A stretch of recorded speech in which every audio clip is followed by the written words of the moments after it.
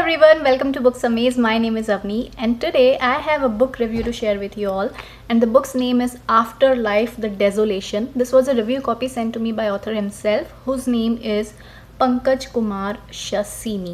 I hope I'm not butchering the name. It's Pankaj Kumar Shasini and this book is, as the name suggests, it's about afterlife. इस book में काफ़ी सारे characters हैं पर एक main character है जिसकी डेथ हो जाती है, and after his death what all happens is what this book is all about. And I must say that I have some mixed reviews about this book. Initially जब मैंने book पढ़ना शुरू किया था, I was quite impressed with it and I posted the same on my Instagram also. But as the book progressed, I had some mixed reviews about it, which I'm going to share with you today. The book is 313 pages long. You can see the thickness of it, and it has 17 chapters. And शुरू के जो 2 chapters हैं, they kind of set the premise about the book. The first chapter is called Yamraj. Not focusing. The first chapter is called Yamraj the Why, and the second chapter, the first is introduction, the second is Yamraj the Why, and the third is Kiss of Love. So these first 3 chapters kind of set the premise for the whole book. And the third chapter, Kiss of Love, from there starts the introduction of our characters, and the main characters are Kabir and Trupti. इसमें 2 characters भी आते हैं जिनका नाम है pixie और goblin, which are sort of magical characters. इनके अलावा भी बहुत सारे ऐसे क्रीचर्स या कैरेक्टर्स आते हैं इस बुक में, बट इन 2 के बारे में मैं बता रही हूँ क्योंकि ये बुक के पीछे मेंशन है. Others I am not gonna spoil for you.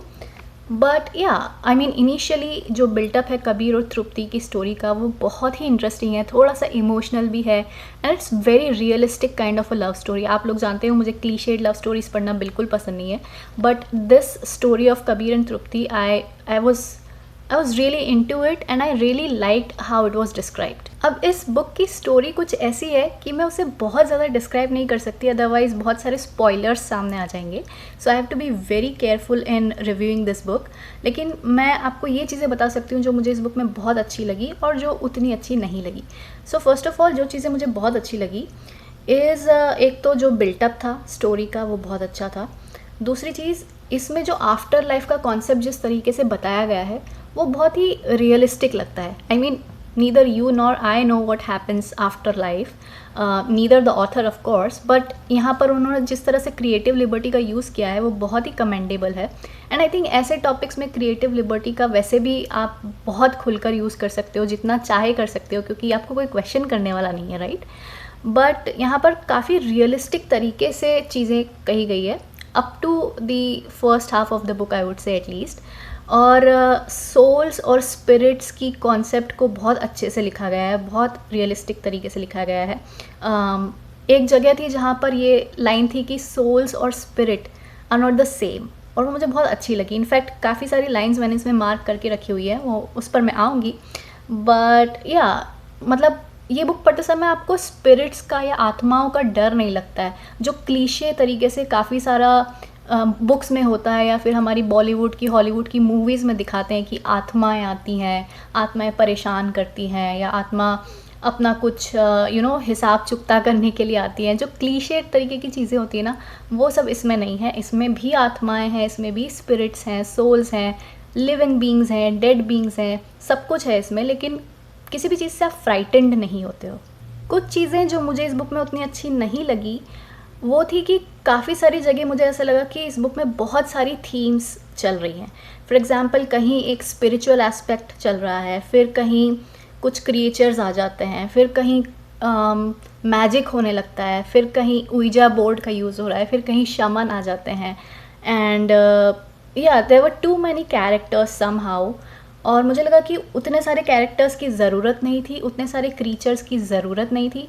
और काफ़ी सारी जगह जो छोटे मोटे कैरेक्टर्स हैं ना, उनके ऊपर भी बहुत सारा एक्सप्लेनेशन है, उनके ऊपर बहुत सारी डिटेलिंग है, हर एक कैरेक्टर की बैक स्टोरी है जो उतने सिग्निफिकेंट मुझे नहीं लगे. मे बी यदि इस बुक का कोई सीक्वेंस आता है या इस बुक से रिलेटेड कोई और बुक आती है उसमें उनका यूज़ हो, because they are all living beings still.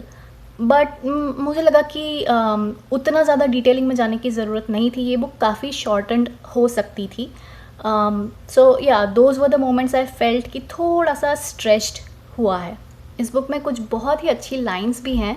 एक कॉन्वर्सेशन मुझे बहुत अच्छा लगा कबीर और एक और कैरेक्टर के बीच में, जहाँ इस बुक में एक छोटी सी बच्ची है जो स्पिरिट्स को देख पाती है। तो कबीर उस दूसरे कैरेक्टर से पूछता है कि वो बच्ची कैसे स्पिरिट्स को देख पा रही है जबकि बाकी के लोग नहीं देख पा रहे हैं। तो वो जो कैरेक्टर है वो कबीर को समझाता है कि वो एक बहुत ही इनोसेंट सी सोल है और इसीलिए वो स्पिरिट्स को देख पा रही है, क्योंकि जैसे जैसे लोग बड़े होते हैं वो अपने परसेप्शंस, अपने अजम्पशंस सब कुछ ड्रॉ कर लेते हैं और इन चीज़ों के कारण उनका और स्पिरिचुअल वर्ल्ड के बीच में एक हिंडरेंस बन जाता है।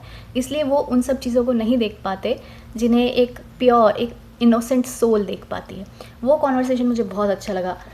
और एक और कॉन्वर्सेशन था जहाँ लक की बात हो रही थी। वहाँ पर अगेन वो कैरेक्टर कबीर से कहता है, luck is nothing, it is just an accounting of a number of blessings from your surroundings. ऐसे काफ़ी सारे छोटे छोटे वन लाइनर्स इस बुक में हैं जो मुझे काफ़ी अच्छे लगे। और एक चीज़ जो मुझे इस बुक में काफ़ी अच्छी लगी, जिसको लेकर मैं थोड़ी सी डर रही थी कि कहीं इस चीज़ के साथ क्रिएटिव लिबर्टी के चलते ऑथर उस चीज़ को ख़राब ना करे, विच वॉज जब इस बुक में कैरेक्टर की डेथ होती है तो उसके बाद उस घर में जो भी पूजा पाठ होता है, जो गरुड़ पुराण होता है, अस्थि विसर्जन होता है, जो भी हमारे हिंदू ट्रेडिशंस होते हैं, उन सबको बहुत अच्छे से लिखा गया है इस बुक में, उस चीज़ की सेंसिटिविटी को समझते हुए। और उन सब का सिग्निफिकेंस भी बताया गया है कि वो सब क्यों होते हैं। सो आई रियली लाइक दैट। मुझे बस यही डर था कि कई बार क्रिएटिव लिबर्टी के चलते लोग इस चीज़ को ख़राब कर देते हैं। स्पेशली हमने बॉलीवुड मूवीज़ में बहुत देखा है। आजकल तो लोग इस पर बहुत आवाज़ भी उठाने लगे हैं, पर ये बहुत टाइम से होता चला आ रहा है। सो आई वॉज़ रियली वरीड कि उस चीज़ को ऑथर अच्छे से लिखे, और वही हुआ। So I really commend the author on this part. तो मैं आपको ज़रूर रिकमेंड करूँगी, यदि आपको ऐसे टॉपिक्स पढ़ना पसंद है तो आप इस बुक को पढ़ सकते हैं। And I would really like to tell the author that a very good job done. और आप इसमें और भी आई वुड विश कि मैं इस तरह की और भी किताबें पढूं।